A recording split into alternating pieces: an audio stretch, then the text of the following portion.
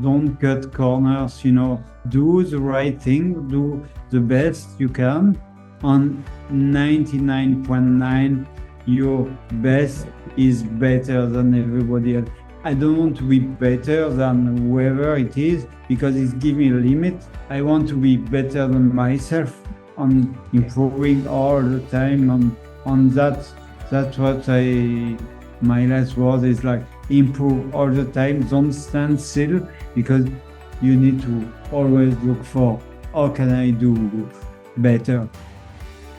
Thank you so much for joining today's Trust Builders episode. Today's episode is a very special episode because I'm in Belfast with our special guest, and Alex Genov, who is my co-host, is in Las Vegas. So first of all, Alex, could you just say hello, introduce yourself? I do know you're wearing a rather beautiful shirt, so maybe you could give us some advice on fine tailoring as well. So it's great to see you as always.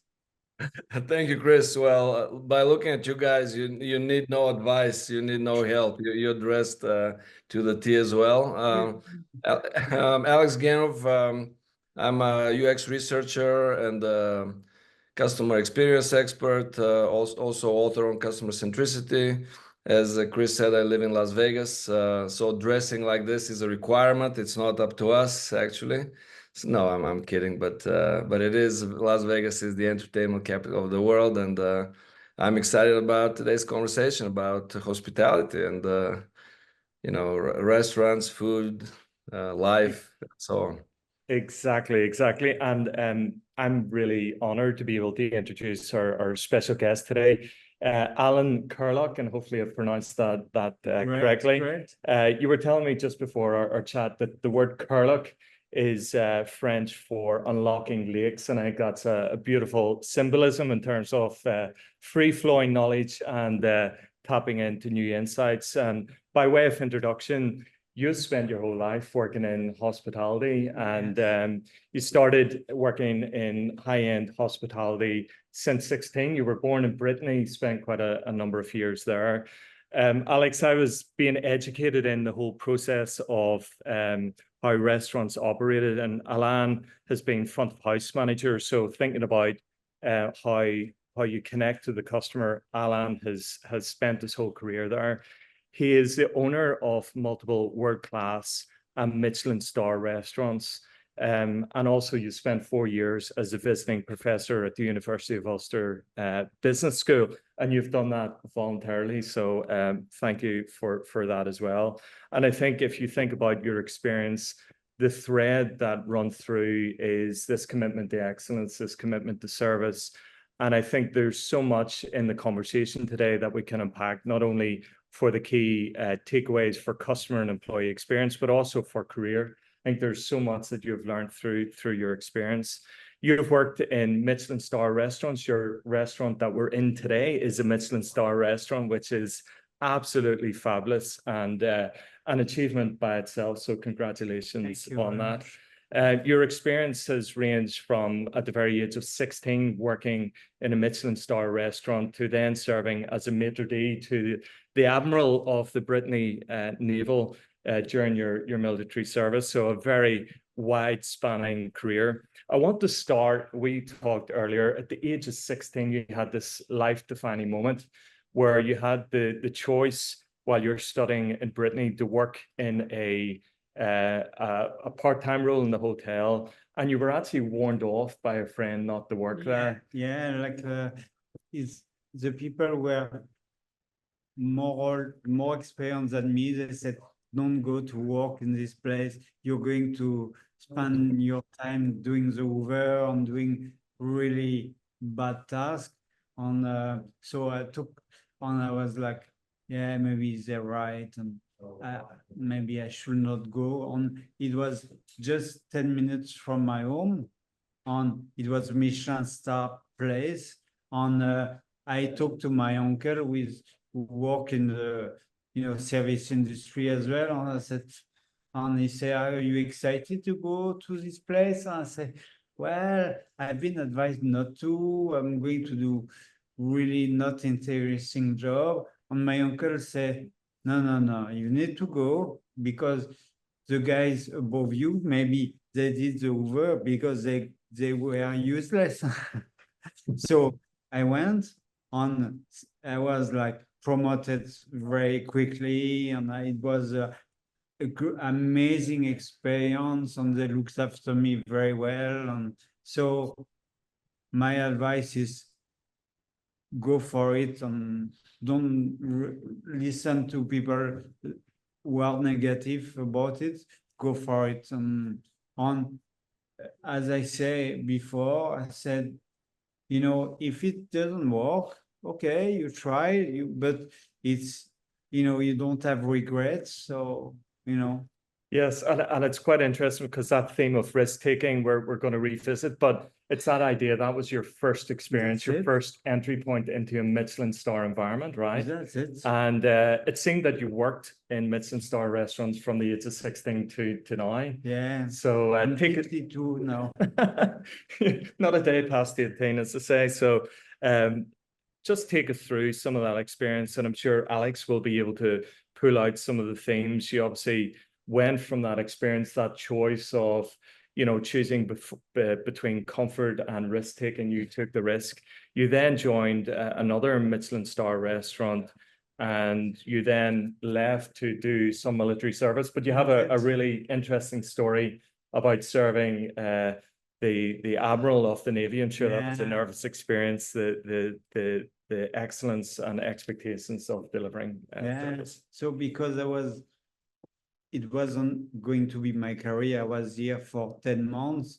So the admiral told me more is, you know, confidence, you know, because, you know, it was more like a talk between two persons, not between the boss and, you know, someone else. So it was very interesting, very learning experience. And I remember him saying to me, okay, you know, you're young, you know, your boss, you know, they're not all, you know, they're not all unnice, you know, they can, they listen to them, and, you know, don't judge them too much, you know, so. And you have a special story. Apparently there was a really special silver spoon. Oh, yes. Like, can you maybe just explain to the audience? So we moved from his responsibility was moving from boat to boat, so Navy boat to boat, and I was with the suitcase with all the silver cutlery following him.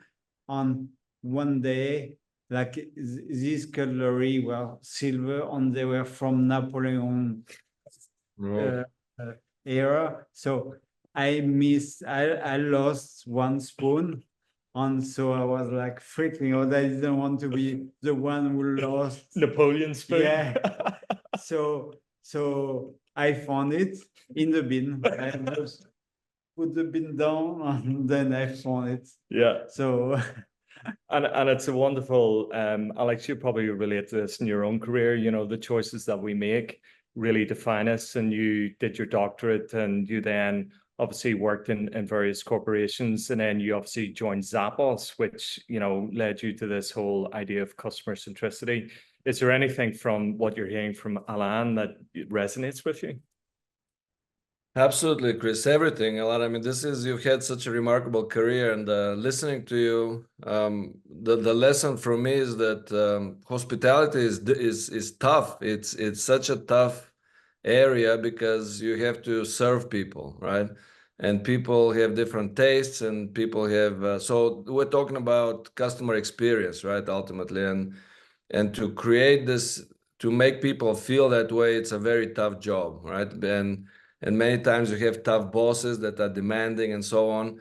And I've been a big fan of the idea of hospitality as a model, not only for restaurants and hotels, but for business in general. And I've borrowed this idea from this New York restaurateur, Danny Meyer. I don't know if you've heard of him, but he wrote the book Setting the Table. Yeah, and he talks about that hospitality should be a model for any business.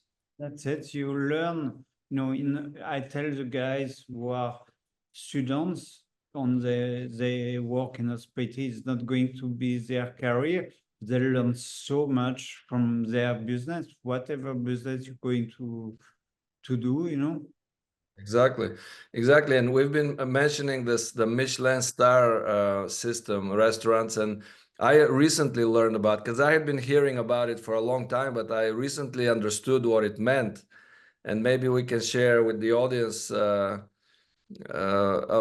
the idea of the 3 stars, right? And 1 star is basically, the metaphor is you're on your way to somewhere, and then you decide to make a detour, right? Say you know, okay, I'm gonna stop and change my route and go somewhere else.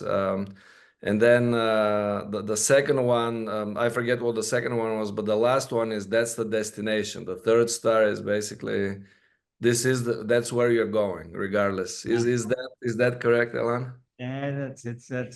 And you've had experience. If we just take you, you know, having spent a year in military service, you then came to Ireland, right? You spent some time here, but then you made and I should note that you work with Michael Dean, who's the godfather, as they say, in Belfast in terms of hospitality, and his contribution to hospitality locally. That had a big influence on you as well, Alain. Yeah, all my bosses, what I wanted to take from my bosses is what they're good at, and forget about where they on that's my advice for every young people. It's like, okay, take what's good in your boss, on what is not good in your boss, just don't do it, you know, and learn from it and say, okay, I'm never going to do this when I'm going to be a boss myself. And it's very important, actually, you know. And I think some of those lessons you left, having spent some time working in restaurants locally in Belfast, to then, I suppose, take a risk to go to Paris, and you ended up in a 3-star Michelin-star restaurant with the legendary chef Alain Passard. And when you share the story, and I think this is important around innovation, he was a 3-star Michelin-star restaurant for quite some time, and then suddenly he made a big decision. Do you want to share what that was? So it was the first year I worked on. He was known for, you know, when you're 3-star, you're known for something. You're famous for meat or veg or whatever. So he was famous for roast their meat, his meat. On he just didn't like it anymore. He only like that, so risk taking, like amazing. So he said, you know what, I want to cook vegetables. So everybody in our team were like, easy, he is mad, he's completely mad, because you know it was in you know, in 2000, you know, like it was in Paris, you know, at the time it was the vegetarian dishes wasn't, you know, it was more meat oriented, more fish oriented. So we are like, wow, that's an amazing risk. On lots of, you know, people working for him left because they say, I don't want to be the one on my CV who were working to lose the Michelin stars. You know, I don't. So on I stayed. I say, okay, I take the risk. It's amazing. You know, like a challenge on we kept the 3 stars. So it was, so the risk was amazing. So the publicity out of it. So publicity out of it for moving to vegetarian cooking was amazing. And then the publicity again, having kept this 3-star Michelin, was like amazing, mind-blowing. And the people who stayed were like, they won, basically, you know, it's like.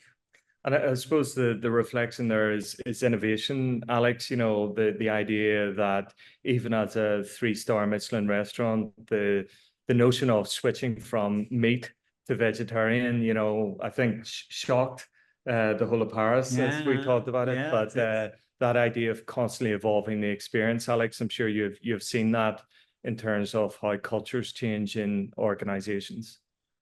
Absolutely, Chris. Yeah, Alain, this is a remarkable story. I think this is something to be really proud of. I mean, you guys were trendsetters, I'm sure. You set a trend, but this also relates to, you know, the kind of the overarching topic of these conversations is trust. And I think the way to relate this to trust is because you built the trust with your clientele, right, over the years, and because of what your hospitality and your level of service and the quality of the food, I'm sure some of those carnivores, right, were decided to try, you know, say, I trust them, and I try and I like. I'm sure some left. Maybe some said, okay, I cannot eat vegetables. I just like meat. But obviously enough people stayed and maybe a whole lot of new people joined. They tried, they liked it. And I think, you know, again, just pulling out some life lessons, that's where you met your co-founder, Yes. Stevie, Yes. who's currently the head chef of Ox. So the relationships that you build in that journey, you took a risk, you stayed, and you held the vision with a 3-star Michelin chef as well. If we're then to think about, you then went on to open your own restaurant. And I think that you achieved the Michelin star in record time, 10 months, 10 months. from opening the door of the restaurant, Alex, to achieving a Michelin star. And I think that actually was voted the #1 restaurant in the world, Alex, in the world. Oh my God. Again, it's just your reflection on how you take all those how experiences build on the other to then deliver an ultimate experience when you then opened your own restaurant. Yeah, and you know, we don't think about all of these awards, and we like tonight, for example, we have, we blank canvas, new customer, and we need to make them happy, whatever it costs. Doesn't matter if you're 1 star, 2 stars, 3-star Michelin, doesn't matter. And you need to adapt yourself in every business. It's like you need to adapt yourself with the people in front of you. You can't read from a book. You have to be, older person will ask me where I'm from, and it's a different conversation than with a wine expert who want to get more in depth the wine. The people who are, neighbor, or they don't care about this wine is you can get lemongrass from it. They don't care. They want to know how a French guy is in Belfast. Why? On that's it. You need to adapt yourself for every customer. That's the way I like it, because it's never the same night, never the same people. It's lovely. I want to. Yes, go ahead, Alex. Yes, if I can follow up on that, Alain, because this is really amazing. I've always wondered, that there are two basic approaches, right? One is to say, I'm this celebrity chef, I'm this expert, I know what's best, right, for the customers. I'll offer them this, and they'll like it, right? They'll come to me because this is. But you talked about adapting to the customer, and that means getting feedback, understanding what they like. And I mean, I believe in let's say in online businesses, right? It's fairly easy because you send out a survey to 2 million people that are in your database, and you get their likes, dislikes, right? But when you're in a restaurant, you have clients that come and go. How do you know what customers like? It's a feeling it's Okay. like you want, in my head, I want to please them. So it's hospitality, you want to please them. So you do everything to please them. you ask, you get lots of information from them, ask a lot of questions. More question you ask, more you get the answer, how to get them, to please them, on yeah. I think we have a funny story to share, Alex, in that, and it kind of relates to adapting and also where, trust can be recovered. So you talk about the story where you were serving a wine to a table and suddenly the chef made a strange decision, yes, and you had yes. to adapt. Could you maybe Yes. share that with the So audience? it was amazing. So Alain Passard is like in the god of- yeah. restaurant industry. Yes. He's a god. Like he's made so much reputation on because his imagination is at the minute. It's not like a menu. You do it, you create it, and that's it. It's done. That's what we are going to do. He creates. He always on the creation. So he told me, say, okay, next table is going to be a foie gras dish. So foie gras dish. So I told the sommelier, okay, it's going to be foie gras dish. So you get a sweet wine, and then the commis arrived with a fish, and I was like, "That's for table 6." And I was no. Alain Passard told me it was a foie gras, and so I run in the kitchen and I say, "Oh, chef, you said it was foie gras." "Oh yeah, I changed my man." So I run back to the restaurant, told the sommelier.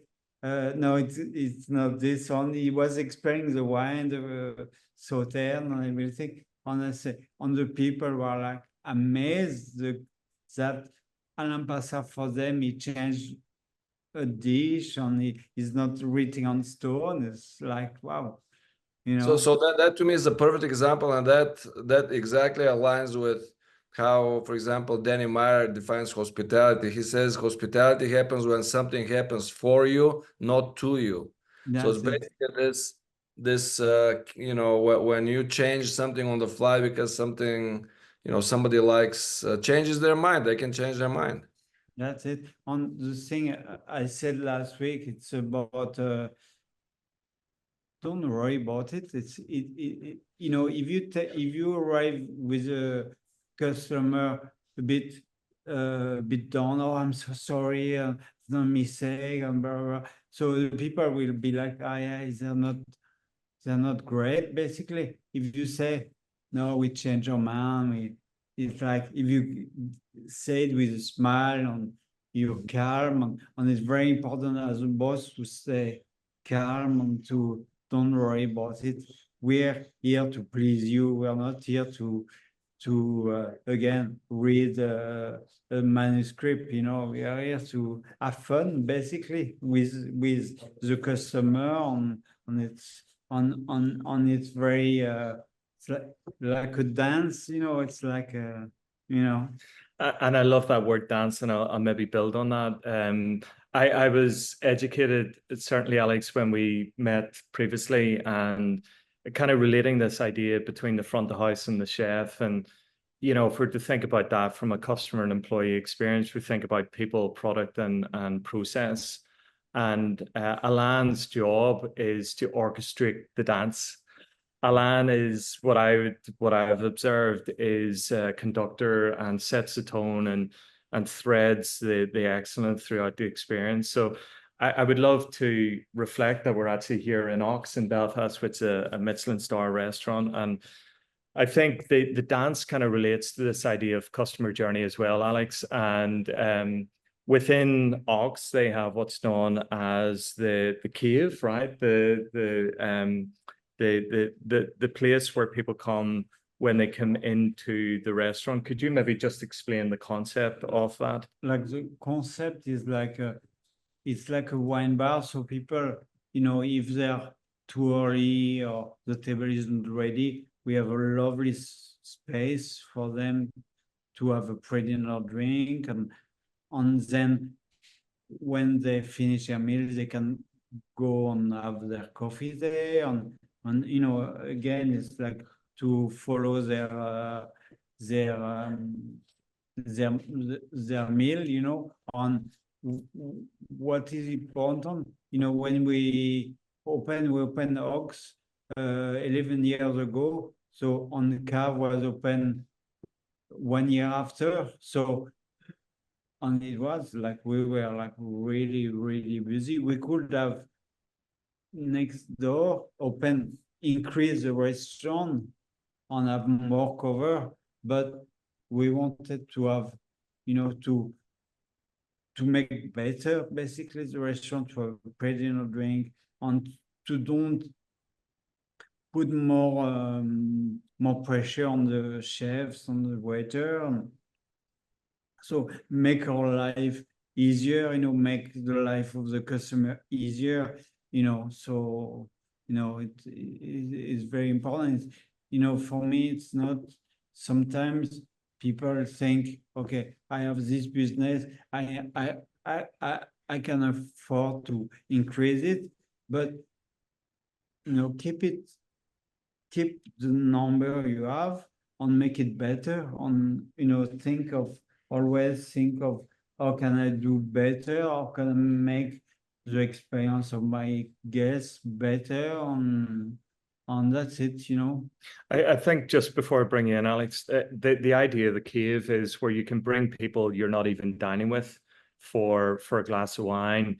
And actually the decision to create the cave, where I think the point you were making is you could have put more tables in that area, and it's actually separate to the restaurant. So the experience coming into the restaurant feels you're not rushed. It becomes more of an experience, a social experience. It felt very homely when I was downstairs. You almost had this ornate glass that felt very homely, as almost your front door, so you're inviting people in. The point I want to make and bring you in, Alex, is this idea of standardization versus excellence. And the point that Alain was making there was that he could have expanded in terms of putting more tables in or whatever, but to maintain excellence and to maintain the experience, you've invested in the experience rather than trying to standardize the experience. So we'd love to get Alex's reaction to that. I mean, there's so many really fantastic lessons for any business here. I mean, any business, online businesses, any business. So here's what I took away from that. The first one, what you mentioned, Chris, is this. I mean, so many businesses now want to expand. Yeah. And there are lessons. Let's say in the US, there's a certain airline, which I will not name by name, but it used to be the darling of the experience, right? Great experience. People loved it. And then they started expanding, and guess what happened, right? The experience went down, right? So I think this is a great lesson of be excellent, and not expanding doesn't always mean, you know, maintaining the experience and maintaining your place, right? Sometimes you lose it because you expand, and people keep talking about optimization. Optimization is many times the enemy of excellence and of a great experience. Optimization is standardization and taking it to the average, which the average is always not great, right? But the other idea is this, that any business can learn from that, is this, again, the journey. And Alain, you mentioned you've thought about every step when people come to your restaurant, how they feel, what they'll need, until the time they leave, right? And it's these steps, right? Sometimes they come in, they may want to have a conversation or have just a drink. They're waiting, right? So what you've created is this, people don't mind waiting. That's the point, is if you create a great experience, they'll stay around longer, right? They don't have to even rush, you know? Yeah, I thought it was genius, because this idea of owning the waiting experience is like, you know, because there's so much anticipation coming into your restaurant, right? But you're managing the experience for the people as they come in. So you're not rushing them to their table. You're allowing them to be transitioned into the next phase of the journey, right? That's it. It's where trust is so important, because the people come in. I always say on the phone, when someone rings to book a table, you need to smile on the phone. You need to make sure people know they're in good hand. And so when they come in, they know they've been good hands. So we, again, we tell them, oh yeah, we can go for pretty drink and carve, and table will be ready soon. Enjoy your drink. And I think it's almost like just I don't want to lose this, Alain, what you mentioned. It's almost like you've studied psychology, because I've studied social psychology for many years, and this is actually very proven by psychological research. Is how you behave affects how you feel. So if you smile, it's not that you feel happy and then you smile, it's you smile and then you feel happy. And then that's what you mentioned. It sounds on the first at the first glance counterintuitive, but smile on the phone, because people don't see you, but they feel that. They feel that smile. I think that's beautiful. On Alain Passard, actually, when I first worked with him, for him, and he said to me, he said, okay, what's your duty in this restaurant? I say, well, to serve wine properly, to say, no. Your priority is to make my customer at ease. It's the main thing. So on its physical, it's if your stomach is if you relax, your stomach will be relaxed. So you'll enjoy more the food. It's Yeah.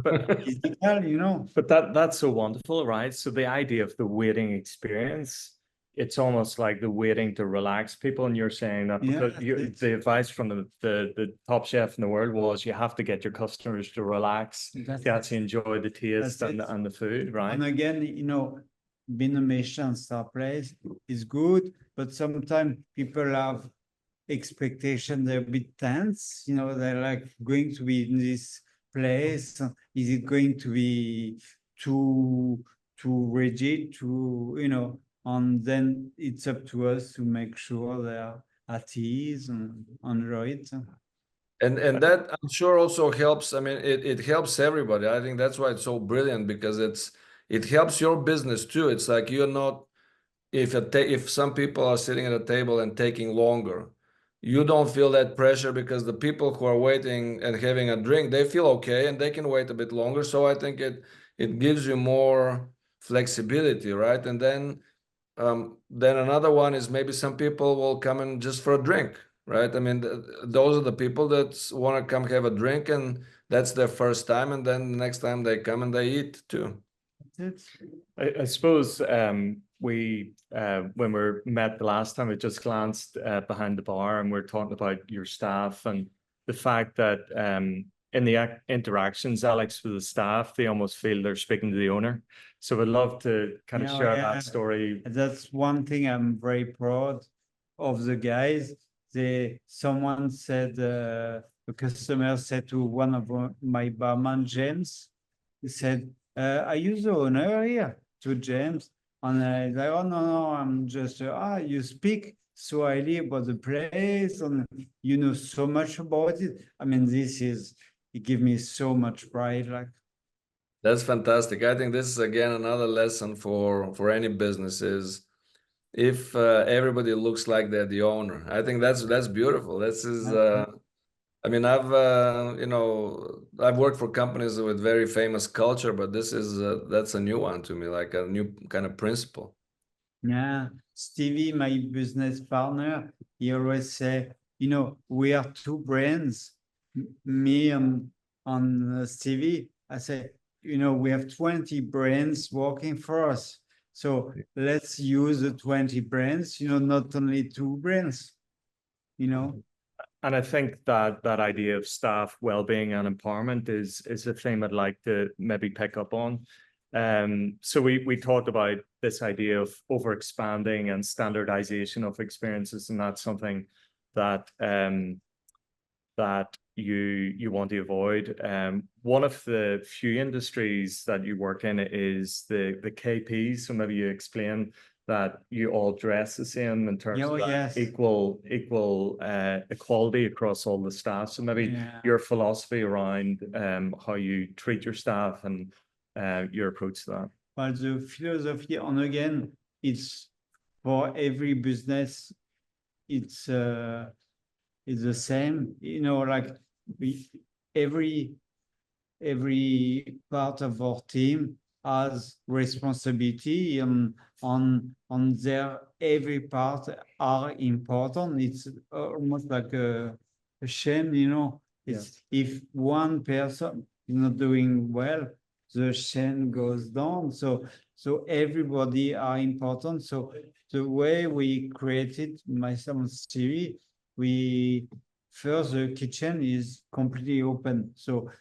you're almost on the floor in the kitchen. You're almost in the kitchen. So the chef see the waiters. They see, okay, he's busy. So they bring the dish.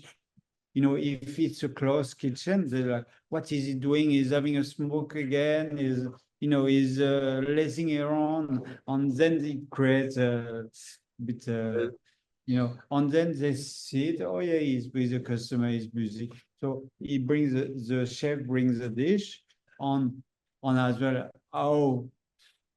How cool it is for a customer to have a chef who created your dish to serve it, and for the chef as well to see the customer, to say thank you, and wow, it's amazing. On the chef as well, they know why they're cooking, why they're doing their job to make the people happy, not for themselves. They don't cook for themselves for their ego or to have, extra form, and like it's for the customer.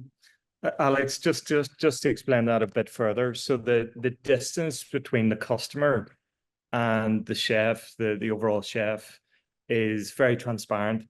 There's, I think, a bubble, a glass frontage where you can actually peer in and see exactly what's happening. Steam coming off, the food, the natural flow of the kitchen, and all the rest. And your point is that the head chef will walk out of the kitchen and deliver the food if he sees the waiter needing some help. Pressure. So again, I'd love to get your thoughts on that. Teamwork, like I feel like, say the person on the door is under pressure, the sommelier can help her. On if the sommelier is under pressure, the waiter can help him. It creates a great atmosphere, creates a team atmosphere. And it's very important to me that the atmosphere between everyone is very, very good. And again, it's like the customer feel it. If you're a bit tense, if they see the staff a bit tense, you can feel it. So the staff has to be very, very relaxed. So the staff has to be relaxed, but the boss has to be relaxed as well. So the boss, says one of the guys make a mistake. My role is not to, he made a mistake, he's embarrassed, and he's done. And so my role is to say, it's okay, you learn from it, and be relaxed, it's okay, and then go maybe in the toilet for 5 minutes, breathe, and then go back, and that's it. Forget about it. That's beautiful, Alain. I mean, I think you've created this amazing culture, which has resulted in all the accolades, right? The stars and the Michelin and the. But to me, what you've done is like I'm sure you have a way of selecting the right people. That's number one, right? But you also created this culture based on the physical space. To me, this is an amazing lesson, is because again, coming from a psychological perspective, I mean, you explained it. That's how you build trust. You open up the space. So the chef sees that this person is busy, but also maybe the customers see that how busy they are in the kitchen.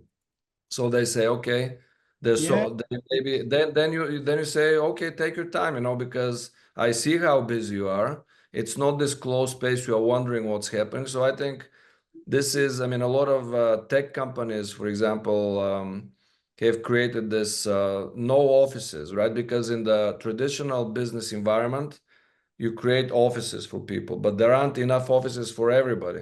So then you start the politics of offices, right? Who gets the office? Who loses the office? The bosses have the best office. And then some company said, we're going to do away with that. Everybody has these open space, these tables. And I think that's another example of creating a culture by creating a certain space. Yeah, and I think just building on that is, you know, you touched on it, the ability to recover experiences, and I think that's a point to focus on for a second. And I think you had an example where you created an additional interim course. Remember we talked about that, where, you know, something wasn't quite right for the customer, but you then said, okay, we'll do something special as an interim. Could you maybe just explain that? Again, that's to be relaxed, to the customer, the trust again, the customer know we have to please them, whatever matter, whatever it is. So the food was a bit like one of the chef cooked too much lamb or something. So we went to the customer and said, the chef wasn't happy with the lamb. He's cooking a new one. He wants to make sure it's perfect. On the people were like, wow, that's amazing. He could have give us the overcooked lamb and get away with it, and you know, on. But there was a holder days, right, in between. There was so what we said, okay, we'll have, while you're waiting for the lamb, we'll have a extra dish for you to make sure while you wait. So the people were like, oh my God, that's amazing. I'm getting an extra course on just so they were basically, the mistake was more like was taking as it's positive, you know, like. So this is such an example of generosity, right? That really pays off in the future, because I'm sure, let's say this dish cost an additional, I don't know, 50 euro or something, right? But then the people are gonna remember, they're gonna tell 10 of their friends, and then they'll come in and they'll like 10 times 150 euro, right? So because of that, and that's, I think, smart businesses do that, whereas the really ordinary dumb businesses, they would just say, let's save this is a waste. On then, you know, we could have saved the lamb, get away with it, and then people will talk, you know, Exactly. even more to the people, say, wasn't the lamb was a bit, it was okay, but it was, you know, not 100%. So it's like, Right. I think what's interesting and something to note is that this is excellence when no one's looking, right? The fact that the Michelin grading system is done in secret, it's secret dining. You will never know if there's people coming in to grade you. So that idea of holding yourself to your own standards, that's a great example. But I think surprise and delight, Alex, you know, where the expectation was it wasn't the right standard, but here's something extra. We're being thoughtful about the experience. So I would just second your thought there on you know, giving without asking. And I think that also speaks to the theme of servant leadership and what we had talked about, bringing your full self to work. And employee experience, there's a whole big debate, particularly with younger generations, about a more transactional view of, I come to work, I give the minimum, you know, because I view it as a transition and a transaction. You encourage your staff to bring them full selves to work, and that actually adds to a more relaxed experience. Could you maybe talk to that? Yeah, like I mean, it gives me so much pride when, you know, like, you know, young teenager, you know, at school, they may be put in a box with their friends, you know, you're whatever, you're good at this or not good. So, you know, my job and Stevie's job is to give them back their confidence in themselves, to make sure they're like, okay, you're looked after, you're great at this, you're really good, and forget about what your teacher said or whoever or your friend said to you, you know. That's terrific. Chris, I have one question for Alain. We talked a lot about how you get to know your customers, and it's about how you get feedback, from your employees, from your customers. I mean, again, some companies that have millions of customers, let's say, they would use, for example, a tool or a platform like a doorboard, for example, right, which is measures emotions, and then let's say you have hundreds of thousands of customers submitting comments, right? Typing, sending ratings, comments, and then like a powerful AI tool like a doorboard goes to work, and then you get a dashboard and you see, okay, I'm sure that's not the case at your restaurant. So how do you get that feedback? Like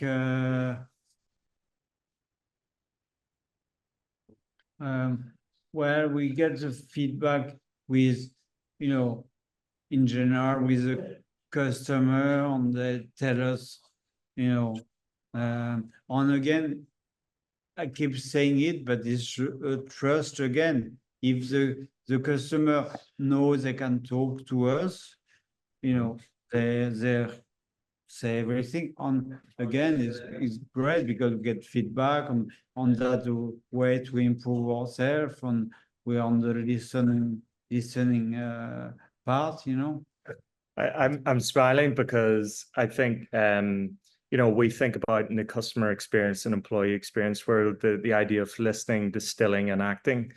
And what you get with your approach is actually the action straight away. And the action exceeds what the initial expectation of how something would be resolved. So I think that's just a wonderful example of how, you just give a couple of examples where the order wasn't right, they exceeded the expectation.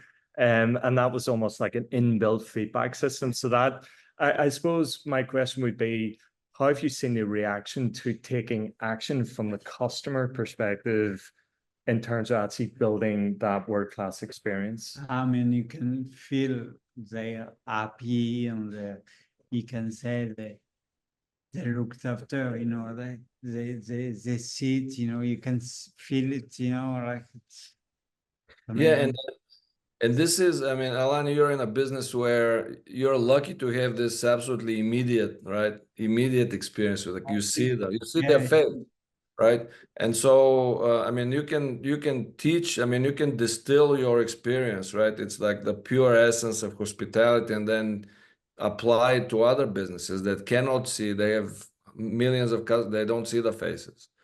So that's why you have to go to surveys and so on. But you're lucky to have this right immediate experience.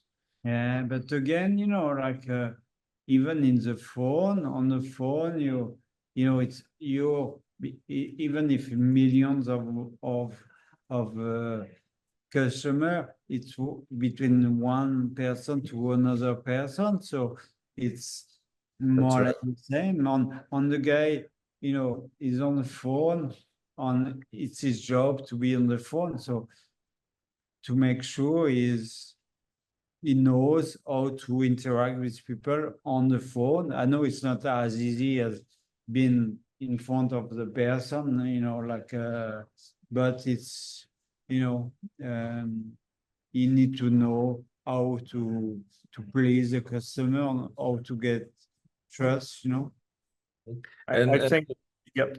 Go Just ahead. to build on that line, I think now we talk a lot about AI, right? Artificial intelligence and all these. But I think the right way to do that would be not to have some programmers write some kind of code and then we say, we're going to use it, right? And then cross your fingers, say, hope it works. But to say, let's observe how Alain and his staff do this, observe it, and then code it, then create the software to emulate what you're doing, right? So, and then that would be a great AI, right? Customer service AI.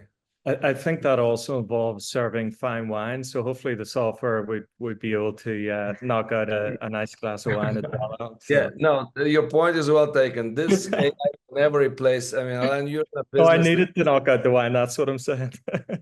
you're in a business that's immune to AI. So Yes. whereas Yes. like Chris and I, we're more like AI can replace what we Yes. do. Um, I think just to kind of focus on people and mentorship, and you're probably aware of Gordon Ramsay USA, you know, from a USA version, but certainly the stereotypical version of the kitchen is a lot of shouting, a lot of, you know, very kind of the old way versus, you know, your approach, which is mentoring, and some of the chefs that you have worked for are still mentoring yourself and Stevie.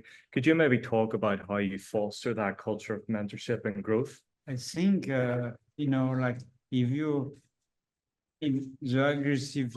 aggressivity doesn't work, you know, you need to be, as a boss, I said before, you need to be the calm one on it's all good. Like Stevie said, you know, if one of the chef is a bit too much, Stevie will tell him, okay, you slow down, you quiet down, and you know, like it's very important, and it's up to him as a leader to say, okay, to say to his team, okay, you don't talk so badly, and so it's, as a leader, it's very important. If the leader is shouting all the time, everybody is going to shout. And it's, again, it's open kitchen, so you can't do it, you know. And I think, you know, the idea of holding yourself to that excellence, I think your key takeaway is that you can do that in a nurturing environment without berating or criticizing or things like That's that. it. So that's certainly, you know, the old culture of how things can be done, particularly in hospitality. There's a counterculture to say that, you know, you treat people as people, and you know that As you want to be treated yourself, you know, yes. like I mean, you know, I'm French, so you know, before in the French kitchen, there were lots of shouting, and so in my head, as I say at the start, I don't want, you know, in my head, I was like, no, I don't want, when I be the boss, I don't want to be the guy who will be shouting, and you know, so I want to be a nice guy, basically, to get the people uh, motivated on get the best of people, get the best of my people, not by shouting at them, you know, definitely not. and you know, you're, I mean, what you're doing is intuitively you're applying research, psychological research that's proven this, that it's not that there's this famous US psychologist, William James, who proved that it's not that we shout because we're angry. He said we are angry because we shout. So Yes. it's the first behavior. So the more you shout, the more angry you get. I think that's Yeah. and what you've realized, and you're kind of turning this around. And it's I think it's brilliant. Yeah, if you show it, you'll be in bad form. So Right. it's It builds on it, yeah, itself. Yeah. I would maybe, just as we're approaching the hour, to kind of think about some of the takeaways. And as I listened to you tell all those stories when we first met, there was this thread of excellence. And, you know, as people who are listening to this, thinking about, well, how do I create excellence in a customer experience or employee experience? One of the big takeaways for me was your attitude towards learning, and this idea of growth mindset, and how people can continually focus to evolve the experience. And I'd love to just hear your thoughts on the idea of mindset and growth and working towards excellence, and what's actually required to achieve that. yeah, you want to, you know, to to to to want to learn all the time and progress all the time. That's what we are human being for. You don't want to be, you know, okay, I got the 3-star, that's it, that's me, done. No, you want to say, okay, how can I do better? How can I do this experience be better? On that's it. And then everybody on its, you enjoy what you're doing, you enjoy your job, you enjoy your restaurant, because you're always looking for things to do better. You know, it's And I think, Alex, you'd agree with that idea of continuous improvement and constantly evolving the experience. Absolutely. And Alain, you mentioned something that really stuck with me. It's like you said something like it's every night is a new night. It's almost like it's new, right? Every customer is, even if the same customer comes another time, it's a new customer, right? And that reminded me of somebody Chris knows that I'm a big fan of Kung Fu and of, it goes together with Buddhism and so on. And I recently heard a Kung Fu master say exactly the same thing. Every time it's you do the same movement, it's a new movement. It's new. and it doesn't matter. Actually, I tell you, I know we're No, going with to time, go, with time. but like I tell you a story. This young couple, and they were, not loaded, not lots of money. And he said to me, he said, my girlfriend, it's the first time she's going to try wine, and she wanted to do it in Ox. I mean, how proud I am. Like, it doesn't matter how much money they have, it doesn't matter. And I was like, wow, amazing experience for me, like to do it. So Yeah, and it's interesting you talk about some of the chefs have observed that they don't like to serve the same meal to the same person. And it's yes, that idea of personalization and bringing your full self to work, right? So the experience is varied because people are having conversations, and your restaurant hosts celebrations, hosts people coming together as friends. You're a facilitator for all of these no, micro no, experiences as well. it's lovely to you see the room. It's like business people, young people, old people, regular customer. It's create an atmosphere, a lovely atmosphere. And for us, again, it's a blank canvas. I always say, like, okay, we need to be 100%. Yeah, and I'll maybe just, Alex, just allow you to reflect on some of the key takeaways, but certainly for me, that idea of the customer journey, and how you design that, you facilitate the space for the experience to evolve itself, right? You're not controlling that, but you've created this wonderful cave before you come in. You own the waiting experience, and that creates joy in those moments. And then certainly that idea of the dance, that coordination, people being in their specialist roles, but you helping, and the chef helping as well. The idea of transparency and openness, that idea of the closeness between the person creating the product and the person receiving that, the atmosphere being relaxed and setting the scene and setting the table, as Alex suggested as well, and being close to the customer.